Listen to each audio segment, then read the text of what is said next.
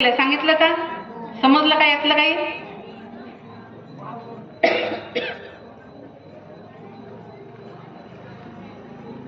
सांगितलं ना? मग इथून पुढे ते लावणार आहात का? कोणाकोणाला वाटते आम्ही लावणार नाही? हात वर करा. म्हणजे तुम्ही इथून पुढे अष्टगंध वापरणार नाही, घेणार नाही, लावणार नाही. ठीक आहे. पूजेची मांडणी करताना अशी पूजेची मांडणी असलेली पाहिजे. तुमच्या समोर पूजेची मांडणी झालेली आहे. आपल्या घरी वंदना घेताना अशीच पूजेची मांडणी असली पाहिजे. अशा पद्धतीने फोटो, कापड त्यापेक्षा उंच असलं पाहिजे. एवढं उंच. हा एक बदल आहे. लोटा काढायचा आहे आपल्याला. घरात असतील तर काढायचे आहेत. त्याच्या मागची कारणं सांगितलेली आहेत. ते तुमच्या लक्षात असली पाहिजे. असं कसं विसरता?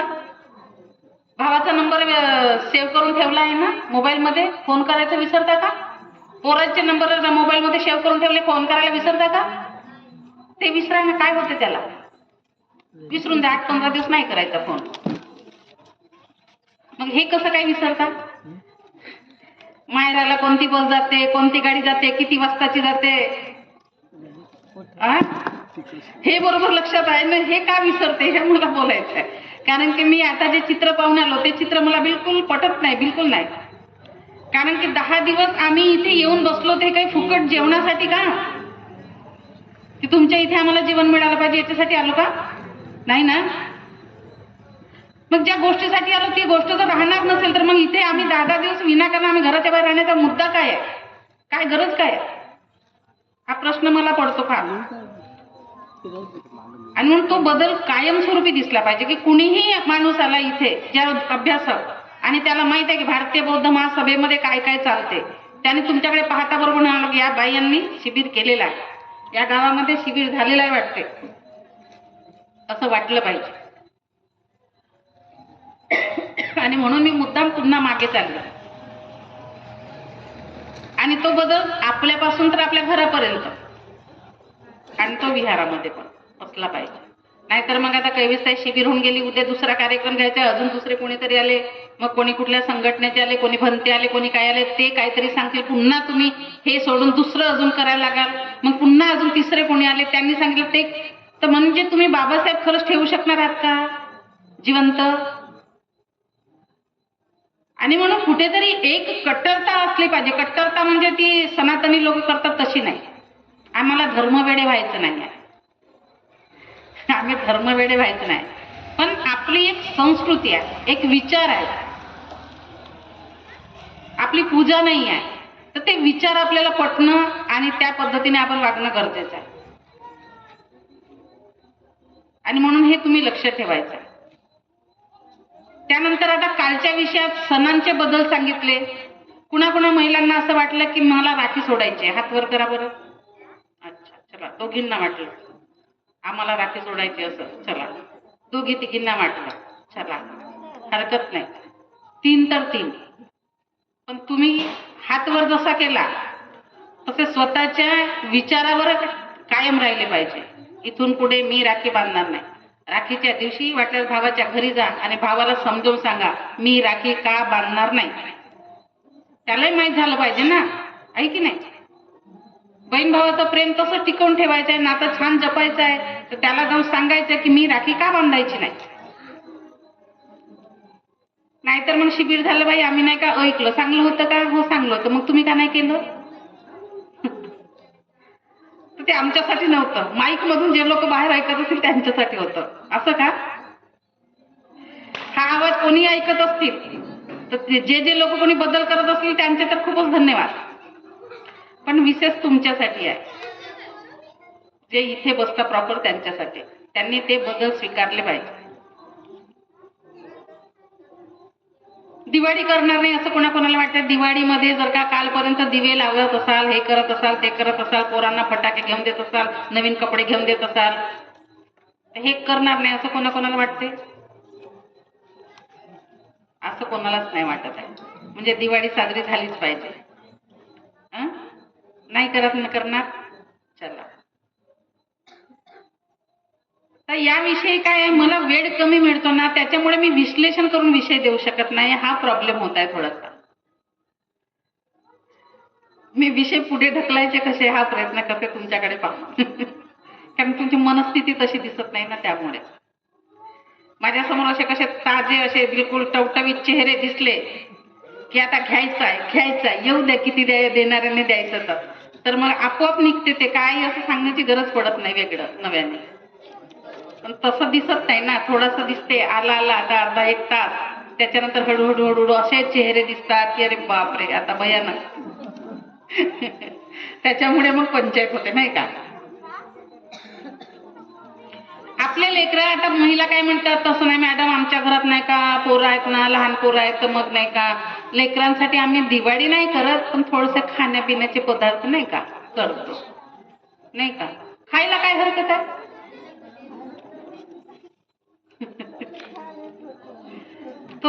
तो सणच बनवायची गरज आहे का सणाच्या दिवशी. असे बनवतो ना आपण. मग आवर्जून त्या दिवशी टाळले तुम्ही आणि सांगितले पोरांना की हा दिवस आपल्यासाठी असा असा आहे आणि म्हणून आज आपण ह्या गोष्टी बनवत नाही. त्याच्या 8 दिवस विजयादशमी आधी येते आता, तर विजयादशमीला एवढं बनवून टाका की आता 15 दिवस खाता खाता पोरं बोर झाली पाहिजे. म्हणजे दिवाळीला आपले पोरं खाण्यासाठी कोणाकडे पाहणारच नाही, नाही का. जेव्हा असं जर तुमचे विचार असतील तर असं करा. कारण की आमच्या लेकरांनी असं काही केलंच नाही, त्याच्यामुळे आम्हाला हा प्रश्न पडला नाही कधी. पण बाया असं सांगतात, आता लोकांच्या तोंडाकडे पाहण्यापेक्षा आपण आपल्या घरी बनवून खाल्लं तर काय वाईट आहे, नाही. आणि म्हणून ह्या पद्धती थोड्याशा बदलायच्या, तर त्या बदलात तुम्ही सगळ्यांनी सहभागी झालं पाहिजे. मग होळी सांगितली, होळीला रंगपंचमी जर करत असाल, रंग खेळत असाल, एकमेकाच्या अंगावर पाणी टाकत असाल, लावत असाल गालाला टिके, ते बंद झाले पाहिजे.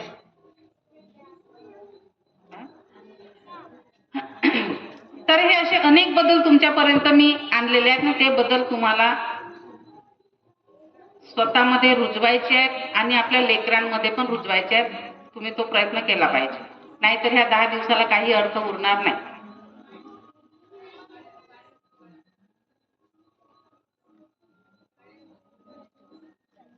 तर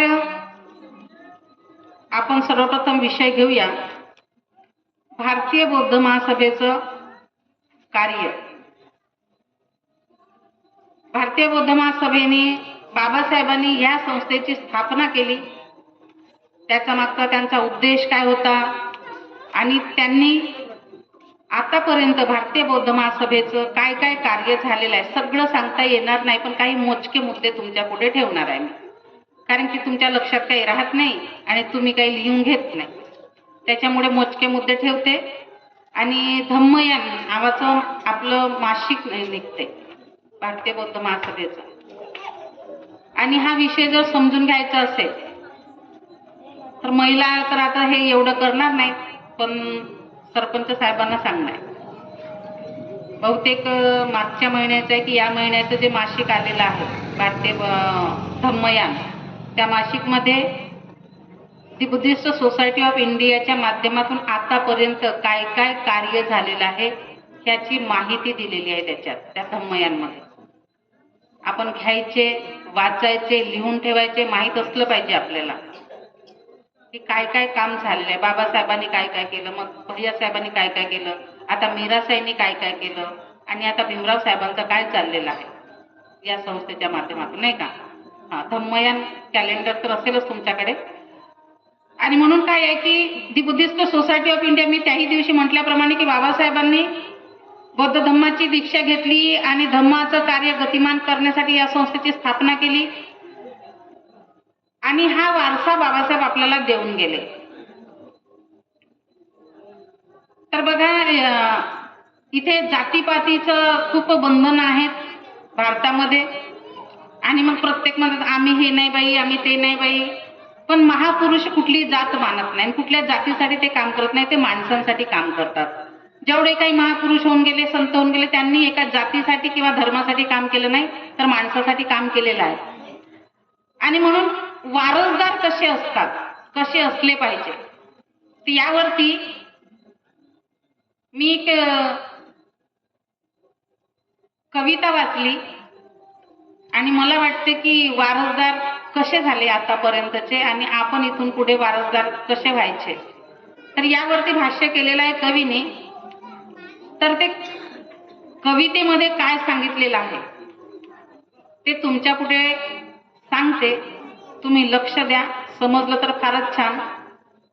ज्यांना कोणाला समजेल त्यांच्यासाठी ही कविता, कारण कविता प्रत्येकाला समजतेच असं नाही. तर रायगडावरून राजे म्हणाले, मी स्वराज्याला जन्म दिला. राजे म्हणजे कोण? शिवाजी महाराज. रायगडावरून राजे म्हणाले, मी स्वराज्याला जन्म दिला. चौदार तळ्याच्या पाण्यातून बाबासाहेब म्हणाले, मी संविधानाला जन्म दिला. कोल्हापूरच्या मातीतून राजश्री शाहू महाराज म्हणाले, मी माणुसकीला जन्म दिला. बघा, तिघेही वेगवेगळं बोलत आहेत. तिघांचंही कार्य त्या वेळेचं फक्त माणसांसाठी होतं, जातीसाठी नव्हतं. पण आम्ही कसं जाती जातीत महापुरुषांना विभागून घेतलं, कारण की हा आमच्या जातीचा आणि तो त्यांच्या जातीचा. आणि आंबेडकर कोण? महार, नाही का? आणि म्हणून तो आमचा नाही. पण जो व्यक्ती बाबासाहेबांचा अभ्यास करतो ना, तो ते विसरतो जात, कारण की त्यांनी काय केलं याची त्याला जाणीव होते. आणि म्हणून मग हे तिघेही सोबत ओरडले. कोणते तिघेही? शिवाजी महाराज, डॉक्टर बाबासाहेब आंबेडकर आणि शाहू महाराज. हे तिघेही ओरडले, अरे आम्ही आमचा जन्म इथल्या मातीसाठी खर्च केला. तिघांच्याही आवाजात वेदना होती, माया होती, ममता होती. तिघांनी हातात हात घेतले आणि थेट भिडेवाड्यावर गेले. कोण आहे भिडेवाड्यात? तिघांनी हातात हात घेतले आणि थेट भिडेवाड्यावर गेले. महात्मा फुलेंनी तिघांना मिठी मारली. भिडेवाड्यात कोण होते? महात्मा फुलेंनी या तिघांनाही मिठी मारली. तीन भाऊ एकत्र पाहून सावित्रीचं काळीज भरून आलं. हे महापुरुष एकत्र आल्याची बातमी मला कळाली. कवीला काय सांगायचंय समजणाऱ्यांनी लक्षात घ्या. हे महापुरुष एकत्र आल्याची बातमी मला कळली आणि मी त्यांच्यासोबत सेल्फी घेण्यासाठी धावत पळत भिडेवाड्यावर गेलो. हा सेल्फीचा काळ आता आहे ना, म्हणजे आमच्या सरपंच साहेबांच्या वयातले जेवढे काही आमचे कार्यकर्ते आहेत, हा त्यांचा काळ आहे. आणि म्हणून ते म्हणत आहेत की हे महापुरुष एकत्र आल्याची बातमी कळाली आणि मी त्यांच्यासोबत सेल्फी घेण्यासाठी धावत पळत भिडेवाड्यावर गेलो. मी राजेंना जय भवानी म्हणलं. बाबासाहेबांना जय भीम केला, शाहू महाराजांना नमस्कार केला, फुलेंना वंदन केलं. मी सर्वांच्या सोबत एक हळूच सेल्फी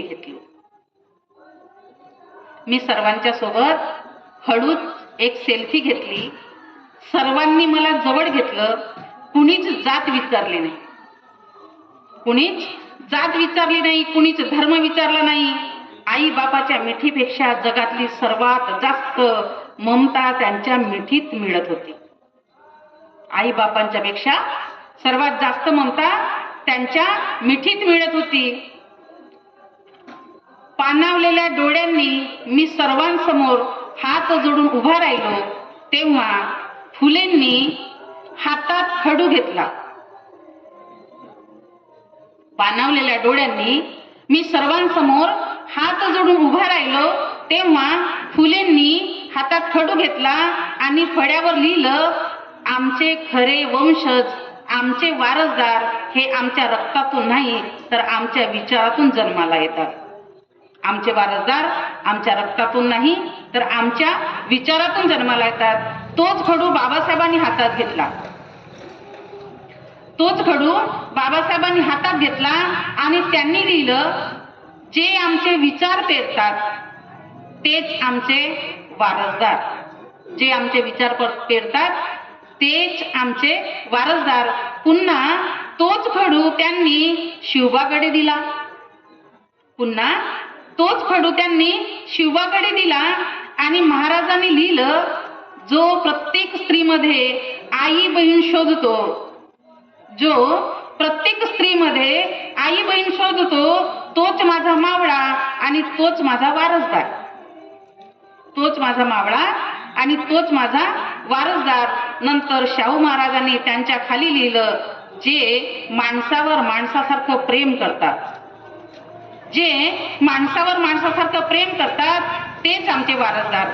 आणि मग सावित्रीने लिहिलं, आमचे विचार पेरा. सावित्रीने लिहिलं, आमचे विचार पेरा आणि पुन्हा पुन्हा त्याच मातीत उगवत राहू. आम्ही पुन्हा पुन्हा त्याच मातीत उगवत राहू. आणि त्यांनी माझ्या हातात खडू दिला. कारण की जबाबदारी पेलायची आहे ना, कुणीतरी पुढे न्यायचं आहे की नाही. आणि त्यांनी माझ्या हातात खडू दिला आणि आणि सगळेजण हसत म्हणाले, आता तू लिही काहीतरी.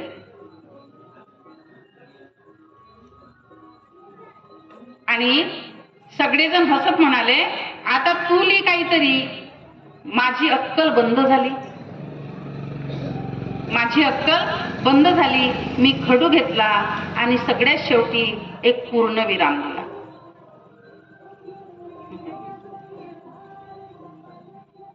पूर्णविरामाचा अर्थ काय असतो? थांबलं सगळं, झालं लिहून. मी बाहेर रस्त्यावर आलो तेव्हा यांच्याच रक्ताचे वारसदार गटागटाने गाढवं घेऊन बोंबलत फिरताना दिसले. मी बाहेर रस्त्यावर आलो तेव्हा यांच्याच रक्ताचे वारसदार गटागटाने, सोबत होते का सगळे? नाही. गटागटाने गाढवं घेऊन बोंबलत फिरताना दिसले तेव्हा मी सगळ्यांना तुडवायला सुरुवात केली.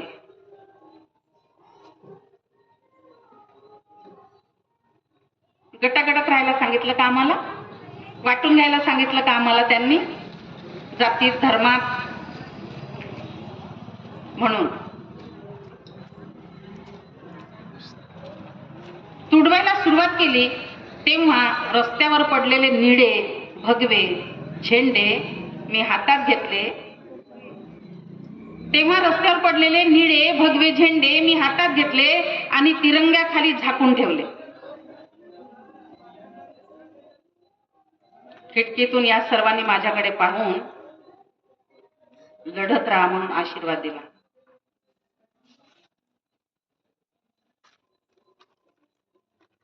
पण आम्ही लढणंच तर विसरलो.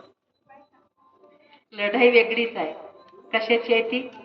खुर्चीची, मानापानाची, स्वागताची, हाराफुलाची, प्रतिष्ठेची. ही लढाई चालू आहे. आपल्या आदर्शांच्या विचाराची लढाई कुठेतरी थांबलेली दिसते. आणि म्हणून बाबासाहेबांचे खरे वारसदार बनले भैय्यासाहेब आंबेडकर आणि त्यांनी बाबासाहेबांचा हा वारसा पुढे नेण्याचं काम केलं. तर भारतीय बौद्ध महासभेची स्थापना जी आहे 18 मे 1954 बाबासाहेबांनी या संस्थेची स्थापना केली. या संस्थेची नोंदणी म्हणजे रजिस्ट्रेशन 4 मे 1955 केलं. आणि बाबासाहेबांनी या संस्थेची जी घटना लिहिली त्या घटनेमध्ये जे उद्देश लिहिले होते ते उद्देश असे होते. पहिला उद्देश होता भारतभर बौद्ध धर्माचा प्रचार प्रसार करणे. भारतीय बौद्ध महासभेच्या माध्यमातूनच संपूर्ण भारतभर बौद्ध धर्माचा प्रचार आणि प्रसार केला जाईल. त्यानंतर दुसरा उद्देश बाबासाहेबांनी लिहिला, बौद्ध संस्कार व वंदनेसाठी विहार बांधणे. कारण की या देशातील इथल्या व्यवस्थेनी जे काही विहार, लेण्या, स्तूप होते ते नेस्तनाबूत केले. काहींवरती अतिक्रमण केलं, काहींची जाळपोळ केली, काहींची तोडफोड केली. आणि म्हणून बाबासाहेब म्हणाले की प्रत्येक शहरांमध्ये आता विहार बांधा, प्रत्येक गावांमध्ये विहार बांधा, वार्डांमध्ये बांधा, तालुक्यांमध्ये बांधा. पण ते विहार कशाचं केंद्र बनले पाहिजे? संस्काराची केंद्र बनली पाहिजे. या विहारांमधून आपल्या धार्मिक संस्कार झाले पाहिजे, सामाजिक संस्कार झाले पाहिजे, शैक्षणिक संस्कार झाले पाहिजे. सर्व प्रकारचे संस्कार या विहारांमधून आपल्याला देता आले पाहिजे. यासाठी विहार बांधा. पण विहार बांधली, विहारामध्ये बुद्धाची मूर्ती ठेवून दिली. आणि 14 एप्रिल केली, विजयादशमी केली, 6 डिसेंबर केलं, बुद्ध पौर्णिमा केली जेमतेम कशी तरी, कारण बुद्ध पौर्णिमेला भार चरत जरा काही मोठं होत नाही. आणि मग विहाराला टाळं लावलं, बसला आपल्या घरी. नंतर आला वर्षावास सुरू केला. आषाढी पौर्णिमेला कशा तरी होत्या 10-20, मग रोज रोज एक कमी होता होता महिन्याभरातच संख्या झाली 10 वर. मग अजून 1 महिना जसा जसा संपत होता तशी संख्या आली 5 वर. आता हे 5 तरी कसे तरी आले पाहिजे म्हणून एकमेकीला ओढून ताणून बोलो बोलो विहार सुरू राहिलं नाही का. आणि वर्षावास एकदाचा संपला. आली विजयादशमी. विजयादशमीची धामधूम केली. 2 दिवस डीजे लावला, मस्त नाचलो बेभान होऊन. हातात झेंडे घेऊन मिरवणुका काढल्या, हात लंबे लंबे करून घोषणा दिल्या आणि पुन्हा विहाराला लावलं टाळं. आणि म्हणून मला असा प्रश्न नेहमी पडतो, मी अनेकांना आता माझ्या बोलण्यातून म्हणायला लागलेले आहे की जर तुम्हाला विहारात जायचंच नाही तर विहारा बांधणं बंद करा. जायचं नाही ना, का वास्तू उभ्या करतात? काय गरज आहे? जायचं आहे तर बांधा. अहो, तुमच्या मेहनतीने एक पैसा लावून विहार बांधतो ना, मोठ्या कष्टाने आपली विहार उभी होतात ना. मग जे एवढ्या कष्टाने बांधतो ते काय 4 दिवस येण्यासाठी का? 4 दिवस तर तुम्ही इथे पण उभं राहून कार्यक्रम घेऊ शकता. काय गरज आहे वास्तूची? ते वास्तू याच्यासाठीच बांधली गेली की त्यामध्ये आपले संस्कार रुजवता आले पाहिजे. ते रोज 1 दिवस नाही, कमीत कमी 8 दिवसाचा 1 दिवस आणि त्या एका दिवसात 1 तास, नाही का. दिवसभर बसायचा का इथे येऊन? अजिबात नाही. दिवसभर बसण्याची काही आवश्यकता नाही. आणि म्हणून विहार बांधली तर त्याचं संगोपन करण्यासाठी, त्यांचं संवर्धन करण्यासाठी विहारात यायला पाहिजे. पुतळे उभे करून ठेवून दिले, पुतळ्यांचे तसंच चालते. ठीक आहे, तुमचं आता जरा व्यवस्थित जागेवरती आहे. अनेक ठिकाणी पुतळे एकीकडे आणि आम्ही दुसरीकडे. त्यांचं संवर्धन कोणी करायचं, त्यांचं संगोपन कोणी करायचं याचा विचार काहीच नाही. पण उभारणं सुरू राहते. आणि म्हणून विहार हे आपली संस्काराची केंद्र बनली पाहिजे. आणि म्हणून भारतीय बौद्ध महासभा 24 प्रकारचे शिबिरं राबवते. तर त्या 24 प्रकारचे शिबिरं राबवून आपल्याला आपल्या समाजाला धार्मिक संस्कार देता आले पाहिजे, जेणेकरून येणारी पिढी ही चांगली निर्माण होईल आणि हा वारसा तसाचा तसा पुढे नेईल. त्यानंतर धार्मिक व शास्त्रीय विषयासाठी शाळा व महाविद्यालय स्थापने. त्यांच्या कारकिर्दीत बाबासाहेबांनी हे सगळं काम केलं. बाबासाहेबांनी शाळा स्थापन केल्या, विद्यापीठ स्थापन केले. त्यानंतर अनाथाश्रम, दवाखाने व सहाय्य केंद्रे काढली. भारतीय बौद्ध महासभेच्या अंतर्गत अनाथाश्रम, दवाखाने आणि सहाय्य केंद्र असली पाहिजे. त्यानंतर बौद्ध धर्माच्या प्रचारार्थ व प्रसारार्थ कार्यकर्ते तयार करण्यासाठी प्रशिक्षण शिबिरे राबवणे. हे प्रशिक्षण शिबिर आहे. हे काय आहे? प्रशिक्षण शिबिर. इथे तुम्हाला प्रशिक्षण दिलं जात आहे. म्हणजे आपण बसायचं कसं, वंदन कसं करायचं, वंदना कशी म्हणायची, पूजाची मांडणी कशी करायची, ती पूजा कशी करायची, त्यात कोणत्या वस्तू वापरायच्या, कोणत्या नाही वापरायच्या, अशा एकूण गोष्टीचं तुम्हाला काय दिलं जात आहे? प्रशिक्षण. याचा उद्देश काय आहे? याचा उद्देश समाजामध्ये बदल व्हावा आणि यातून असे कार्यकर्ते, बाबासाहेबांना अभिप्रेत असलेला विज्ञाननिष्ठ कार्यकर्ता तयार व्हावा, यासाठी हे प्रशिक्षण शिबिर असतात. हे काही काय म्हणूया त्याला,